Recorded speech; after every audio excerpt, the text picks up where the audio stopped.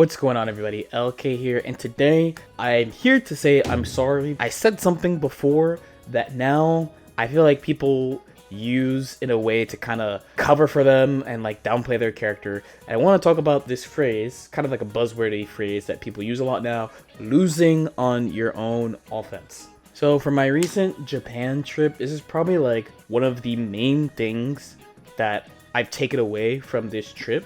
The reason why I feel like this phrase resonates so much with people is that people really value not interacting. And you can think of the characters that we like to use in North America, right? So we have like Leo, Nago, HC, Ram, offense, especially against somebody who isn't really trained against this. Also see like the popularity of Bridget pretty recently. Like in NA, we really like characters that have sequences that are basically really hard to or not possible to get out of without taking like some massive risk. And obviously the benefits of that is really big. When you're attacking, you don't have to worry too much. You kind of just enforce your own game plan. Again, the opponent would have to be prepared in advance for what you're doing, and if they're not, you kind of just maul them. And to be honest, in this game, I definitely feel like early on in the game, this was pretty important. Like what happened since I started using this phrase, right? So when the game came out, there was two really big types of privilege. One came from disjointed moves, and the other came from having actual plus buttons. So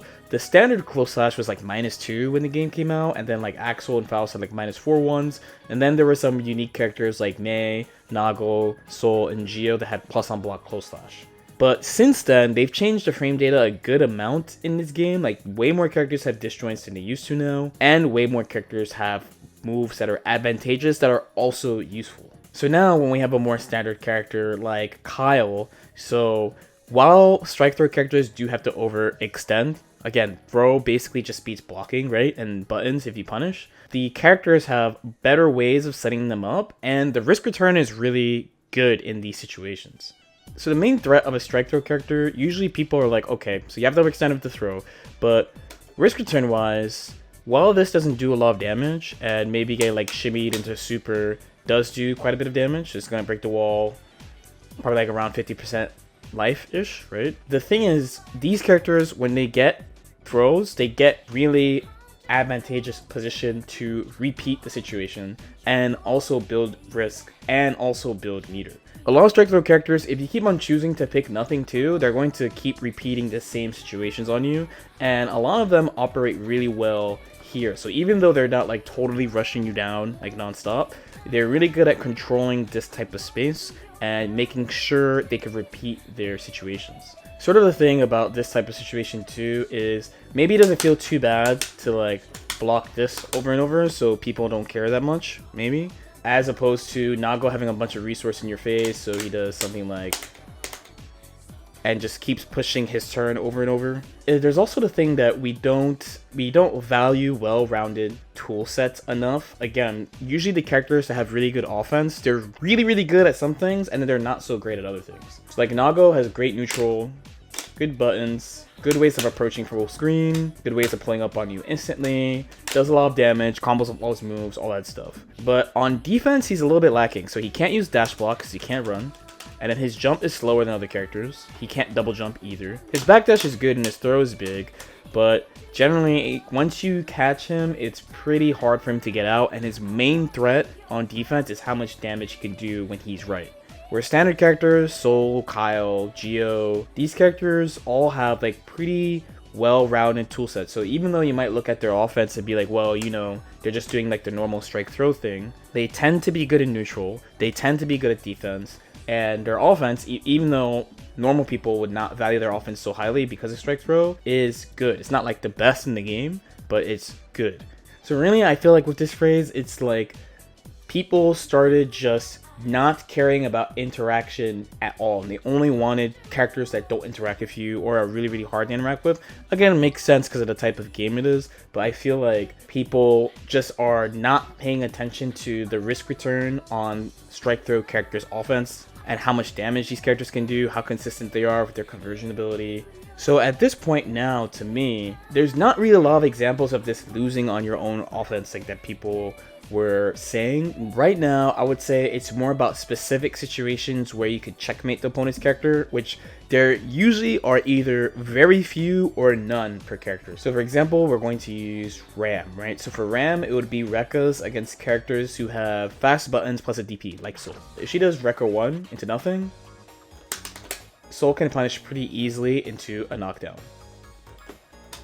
Not counting, of course, that you can instant block it too, right? So the thing is, there is a gap in between the first Rekka and second Rekka, where if I match 5k, I'm going to lose, right? But if Soul respects it, he gets a guaranteed DP punish. So this puts her in a pretty hard spot because she doesn't really have options that she could use to vary after Rekka 2.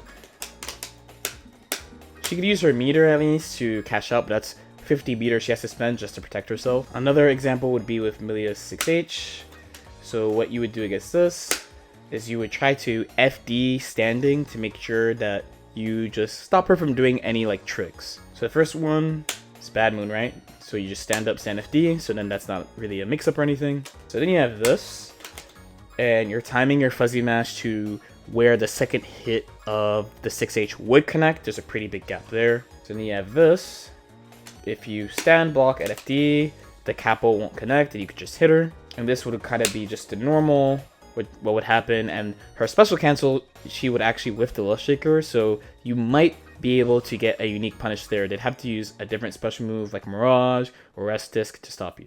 So that's kind of more what it's like now. Like there's just some spots where characters have what it seems like to have a lot of options, but if you use passive defense or like dash blocking or something, you could really minimize the amount of variance they could do in that situation. But overall, characters have way more options than before, and I feel like people are using this phrase now to kind of just be like, I don't like strike throw characters. I want to just play the game alone, basically, when I attack you. But yeah, let me know what you guys think. Again, it is my fault though, because I definitely was. I used that as a point a lot in Season 1. It was something that really bothered me about Milia legitimately, especially because of her close slash being 2 hits. So even though it's plus on block, my opponent can see it, IBFD a second hit, there's a lot of stuff that they can do, so that was really bothering me. But I think right now in the game, offense is in a pretty good point, especially again after going to Japan and playing against all their strike throw specialists, right? Because they have Geo, they have Kai, they have Soul, they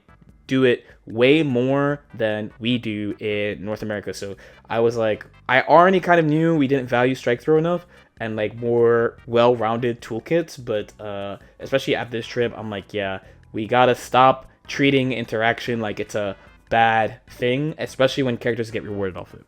As usual, if you guys have any questions or comments, definitely feel free to leave them in the comment section below. We still got the Patreon going for the viewer requests. If you guys want to take a look at that, please somebody do a viewer request, please, because that's the whole point and no one has done any. But still, thank you for the support, so I do love that. Like and subscribe if you guys feel like it, and I'll see y'all next time. Peace out.